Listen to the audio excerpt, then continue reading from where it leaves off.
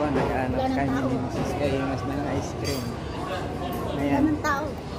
Nandun pa sa kabila dun yun. Huwag kang mag-alala, marami siya. Ayan o, dami dito o. Ayan, ito. Si Mario. Ayan. Ito. Tara po, malapit na tayo makababa dito sa may mga kantin. Dito po yung sagot sa ating sikmura. Tara po, sama kayo. At dito po ay matatanaw nyo na yung kantin na pupuntahan namin. At doon din po nakaparking yung aming motor. Nagsingle lang po kami papunta rito. Pero talaga pong madugo kanina. Tara po, samahan nyo kami. Dito po sa pababa na to, makikita nyo na po yung aming mga sasakyan. Doon po nakaparking. Ayan o, konting pababa lang po ito. Ayan o. O sige na. Ayan. Ayan na.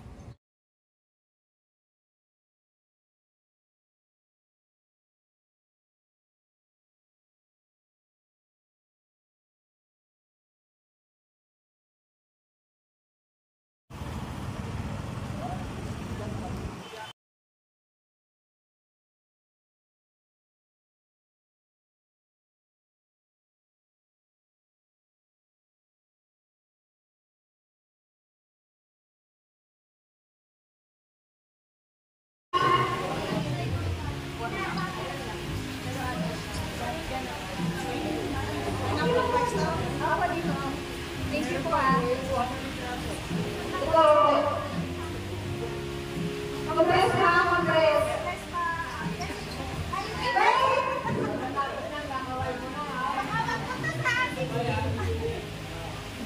Okay. 1, 2,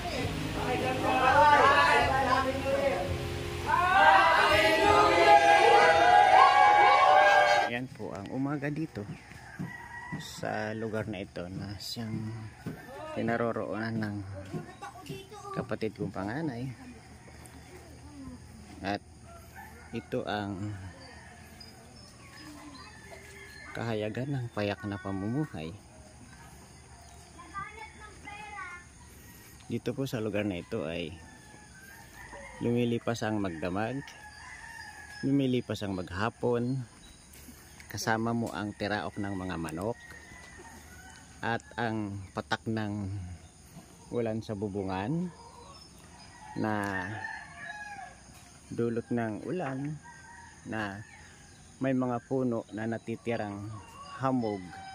Ay na ito ay special po ang gate nito. Ayan po oh. Tingnan nyo po ang gate namin. Ayan. Ito sa lugar na ito ay ito ang mga alaga nila dito. Mga sambong na napakaraming potensyal na pwede mong gamitin kung ikaw ay mayroong pamamanas. Ito po. Ito po. Ayun, at ang bumungad sa akin ay isang manok. Ayan oh. Napakalaki naman. Mga ilang kilo kaya ito. Ayan, papasukin natin ng 3 kilo. Ay, Bani. Pasukin natin ang kanilang bahay.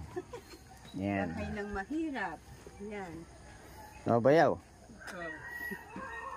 Ito po yung bayaw ko. Yan si Asuncion. Kidel. Nagdi-document ako.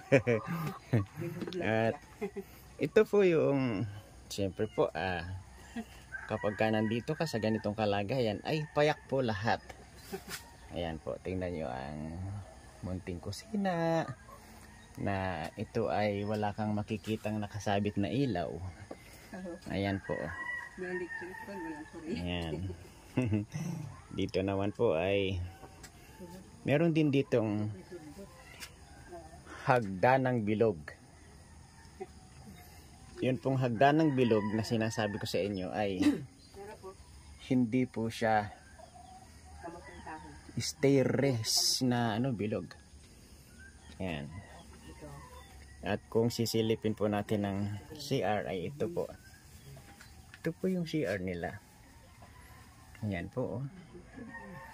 Na nakapaligid lamang ay ang mga tagpi-tagping mga buho. At ang pinakabubong po nito ay ito na po yung isang kwarto. Ayan. Dito po pag akyat mo sa hagdanang bilog na sinasabi na ito, ay ito na po yung ibabaw. Ito. Sa piling mo po ay parang second floor na ito. Ayan. Dito na rin ay meron ng galon. May pitsil.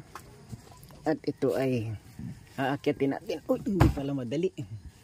Hindi pala madali. Ayan. Ito po ay, ito na yung kwarto. Ayan, ayun yung bayaw ko. Maakyat. Ganun po siya katindi. Ilang taong ka na ba, bayaw? 72. 72. Ang hagdanan po nila ay hagdanan bilog.